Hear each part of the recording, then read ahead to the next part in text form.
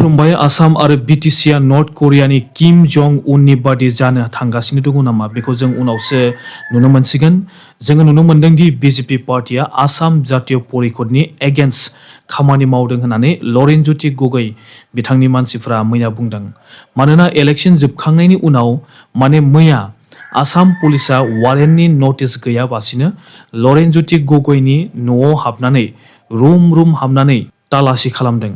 बेखौ नुनानै एजिपिनि मानसिफोरा फैनानै पुलिसफोरखौ सोंथि खालामदों दि पुलिसफोरा सोरनि थोननायाव लरेनज्योति गगैनि न'खौ तालासि खालामनो साहस मोनखो होननानै सोंथि खालामदों। बेबायदि सोंथि खालामनायाव लरेनज्योति गगै बिथांनि न'आव गुबुन मानसि हाबनानै दंफैयो होननानै सन्देह खालामदों आरो बेनि थाखायनो पुलिसफोरा बिथांनि न'खौ तालासि खालामदों होननानै पुलिसफोरा बुंदों।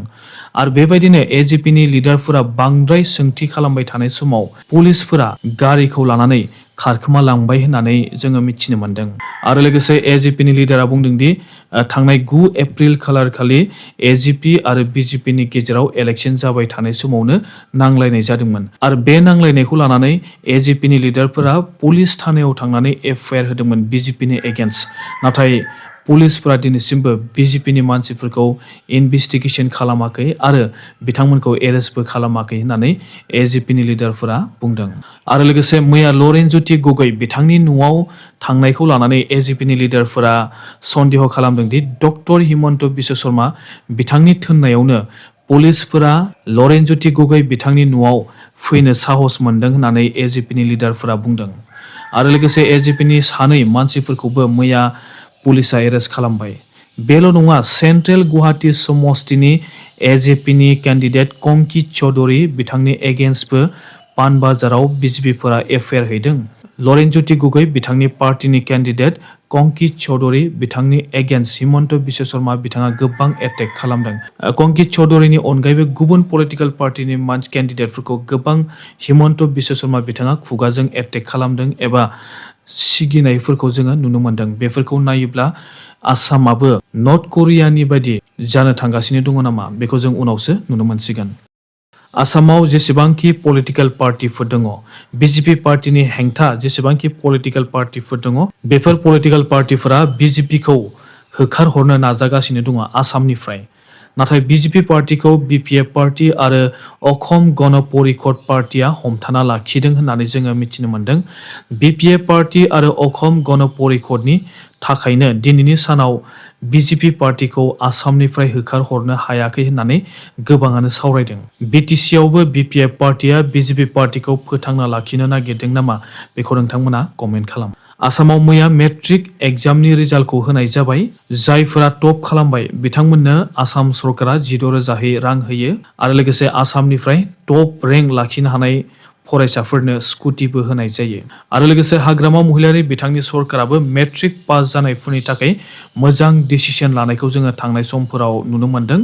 हाग्रामा महिलारि बिथांमोननि सरकारनि डिसिसना जाबाय मेट्रिकआव टप 10 मोननाय फरायसाफोरनो 5 लाख रां होनाय जागोन होननानै थांनाय समफोराव हाग्रामानि सरकारा फोसावदों।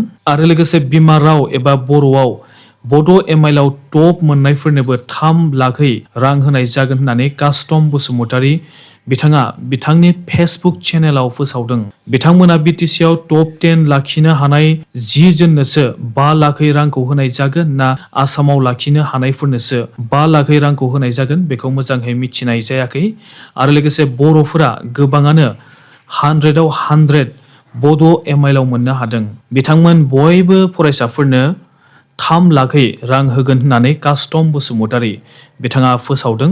बिथाङा बे बाथ्राखौ 2026 मायथाइनि 30 मार्च खालार खालि फुंनि 6 रिंगायावनो कास्टम बसुमतारी बिथाङा 3 लाख आरो 5 लाख मेट्रिक पास जानाय टपार एबा बड' एमआइएलआव बांसिन नाम्बार मोननायफोरनो 3 लाख रां होगोन होननानै कास्टम बसुमतारी बिथाङा फोसावदोंमोन। जायफोरा एमआइएलआव 100आव 100 मोनदों बिथांमोननो हाग्रामा महिलारि बिथांनि सरकारा थारैनो 3 लाख रांखौ होमारगोन ना होमारा बेखौ जों उनावसो मिथिनो मोनसिगोन। आरो लोगोसे बिटिसिआव टप 10 लाखिनो हानाय ना आसामाव टप 10आव जायगा लाखिनो हानाय फरायसाफोरनोसो 5 लाख रां होनाय जागोन बेखौ मोजाङै मिथिनाय जाथ'वाखै। आरो लोगोसे जोङो मैया मिथिनो मोननाय बायदिब्ला बड' एमआइएलआव 85 जनसो फरायसाफोरा 100 आव 100 लाखिनो हादों होननानै जोङो मिथिनो मोन्दों। एक्जेक्ट नाम्बारखौ मिथिनाय जाथ'वाखै, अब्लाबो 80 निफ्राय 85 जनसो बड' फरायसाफोरा बड' एमआइएलआव 100 आव 100 लाखिदों होननानै जोङो मिथिनो मोन्दों। बिथांमोन बयबो 3 लाखै रांखौ मोननो हागोन ना हाया बेखौ जों उनावसो मिथिनो मोनसिगोन। आरो लोगोसे TCLCCनि चेयारमेन बिक्रम दैमारी बिथाङाबो डिमाकुसिनि UN एकाडेमिनिफ्राय एमआइएल बड'आव 100 आव 100 लाखिनो हानाय मिथिसार बर'नो मैया 50,000 रां होदों। मिथिसार बर' बिथाङाबो 3 लाख रांखौ मोनगोन ना मोनला बेखौ जों समावसो मिथिनो मोनसिगोन। आरो लोगोसे मैया मेट्रिक एग्जामाव जायफोर स्कुलफोरा 30% खम पास खालामनो हादों बेफोर स्कुलफोरखौ आसाम एडुकेशन डिपार्टमेन्टआ नटिस हरदों।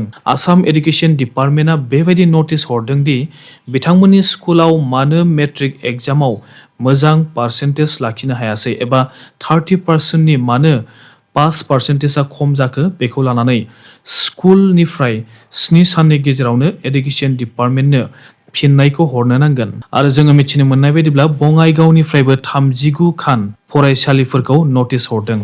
मानोना 39 खान बङाइगावनि स्कुलफोरा मेट्रिकआव 30%नि खम पास खालामनो हादों, बेनिखायनो बे स्कुलफोरनि फरायसाफ्रा मानो मोजाङै पास खालामनो हायाखै, मानो पास जानायनि अनजिमाया जोबोद खम बेखौ लानानै सोंथि खालामदों आरो बेनि फिननायखौ 7 साननि गेजेरावनो स्कुलनि हेडफोरा फिननायखौ हरनो नांगोन।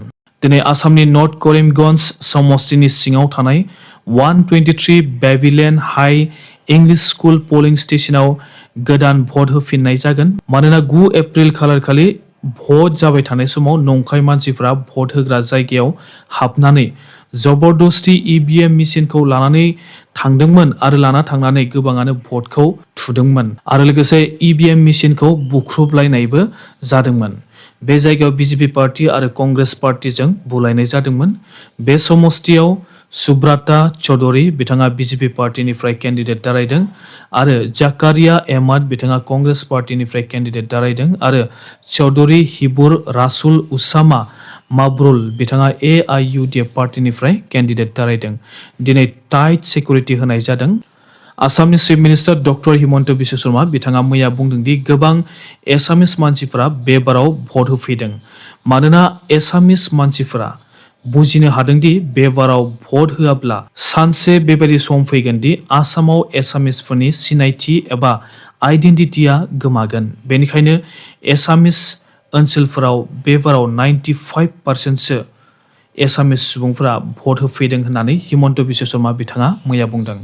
आरो लोगोसे बिथाङा बुंदों दि बे बाराव NDAआ 90तासो सिट देरहानो हागोन होननानैबो बिथाङा बुंदों आरो 100ताबो देरहानो हागौ होननानैबो हिमन्त बिश्व शर्मा बिथाङा बुंदों। आरो AIUDFआ 4 निफ्राय 5ताल' MLA सिट देरहानो हागोन होननानै हिमन्त बिथाङा बुंदों। आरो लोगोसे कंग्रेस पार्टीआ 18 निफ्राय 22ताल' MLA सिट देरहानो हागोन होननानै हिमन्त बिथाङा मैया बुंदों।